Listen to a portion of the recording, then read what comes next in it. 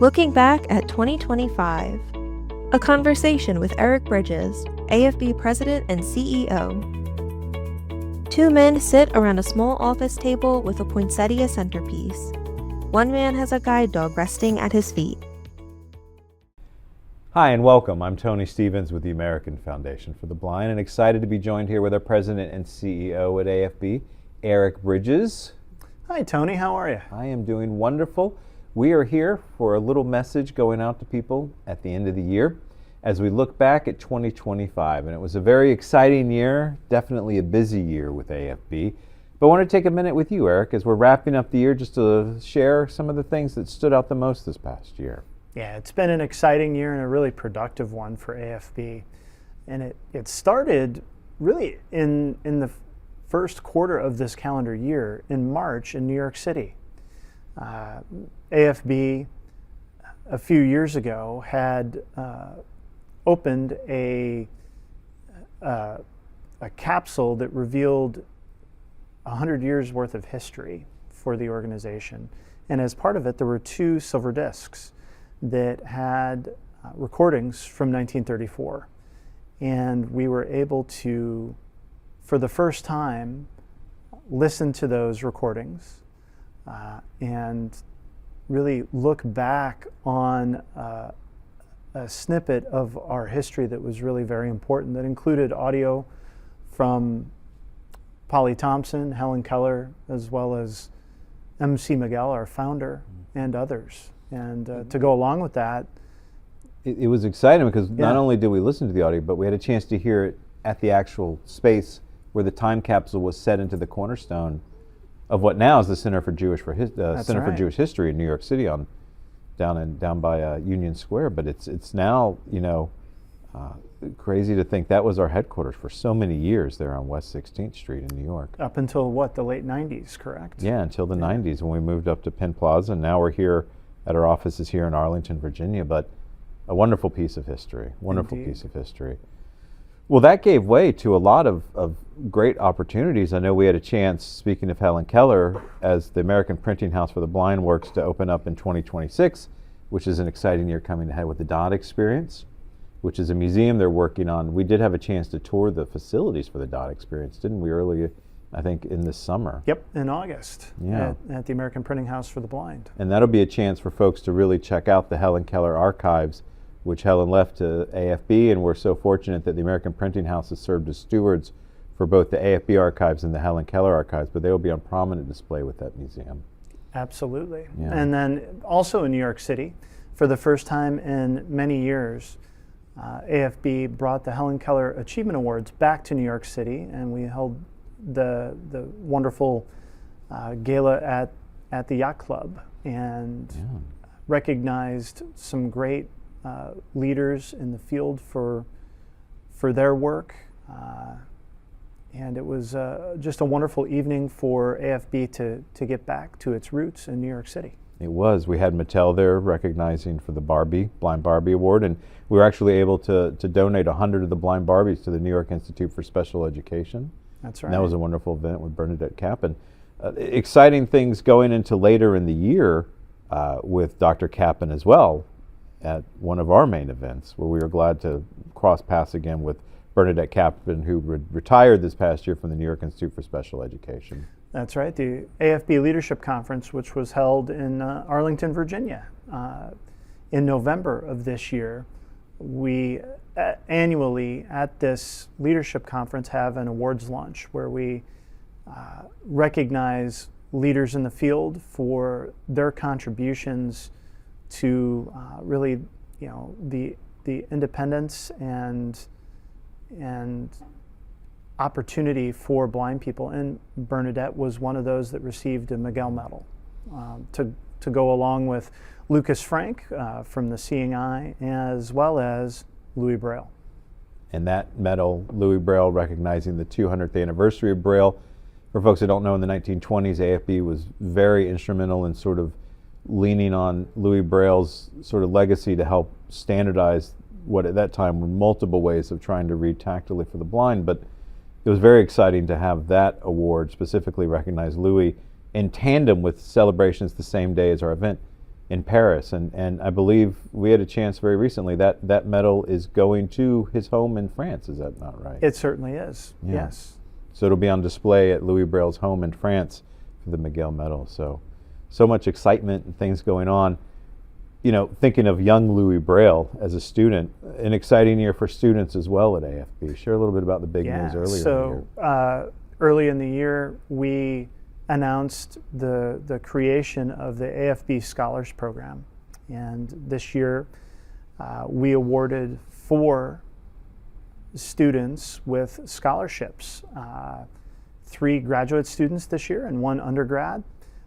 These are significant scholarships, $20,000 for undergrad and $28,000 for graduate students. So pretty significant. And we identified some great individuals, 2 of whom, Annika Ariel as well as Joshua Olukani, were at the AFB Leadership Conference.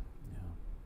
So wonderful to meet them, and we'll have them interviewed on some podcast episodes coming out in early 2026. Encourage people to find out more about the Scholars Programs, because they are just amazing and empowering people in their various professions across the country, and very exciting. Yes. So much going on. Our research, on the research front, we kicked the year off on a really high note and continue to do work. Talk a little bit about that research that our Public Policy Research Institute is leading. Yeah, so artificial intelligence has taken the world by storm here the last couple of years, and at AFB we've been curious as to how it impacts our community as well as the broader disability community. And so we did phase 1 of this research that ended earlier in the year, and then began a survey that started in July that went through really the end of September to survey. And actually, I think we wound up surveying over 1,000 individuals. Yes. Both many disabled and non-disabled. Exactly. And so we're in the midst of synthesizing that data, and in calendar year 2026, we'll be releasing sort of the high-level findings from that research. But really, we want to understand how people are using it, the challenges, the opportunities, the productivity, as well as some potential barriers. So it's incumbent on us as the researcher in the field to take on these really cutting edge issue areas and learn about them, and also to have the results of our research help to inform policy and other aspects of the work that AFB does with the government, corporate America, and elsewhere. When we look at so much that has taken place this past year for 2025, what are you most thankful for this year? I'm most thankful for the really talented and dedicated team that works with us at AFB.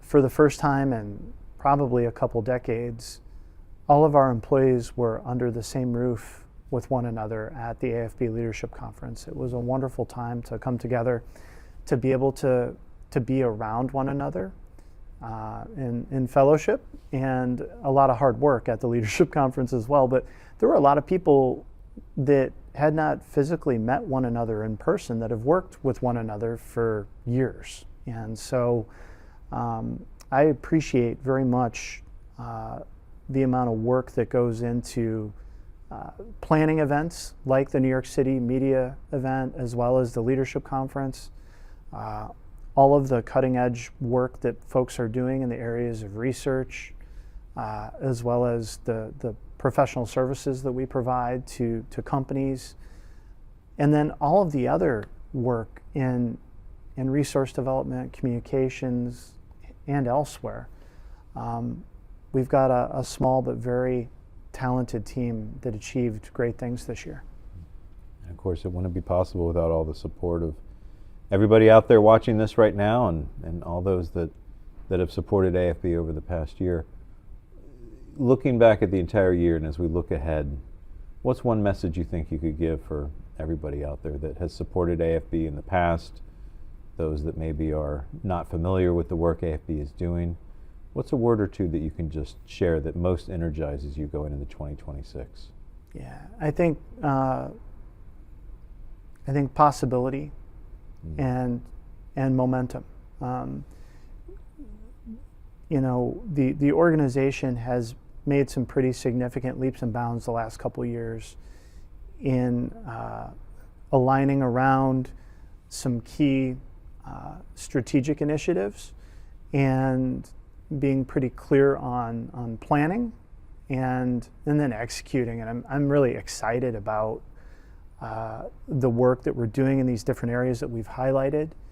The possibilities are enormous for us to continue what we've been doing in the areas of technology and AI, but also areas that pertain to employment, transportation, and looking at the older adult population that oftentimes gets overlooked in our field, and how we can help bring some of those issues to the forefront, and that can only be possible if we've got momentum in these other areas. And so the possibilities of doing more through a lot of great work here and having that momentum to take us into 26 and to 2027. Well, wonderful work it's been in 2025, and we appreciate everybody for walking with us over the past year, and hope that you'll have a chance to join us in 2026. So, Eric, thanks again for taking time with us today. Thank you so much, and thanks for everybody and all the work and financial support that has gone into us being able to have the great year that we did. Yeah. Happy New Year, and be safe, everybody. Thanks.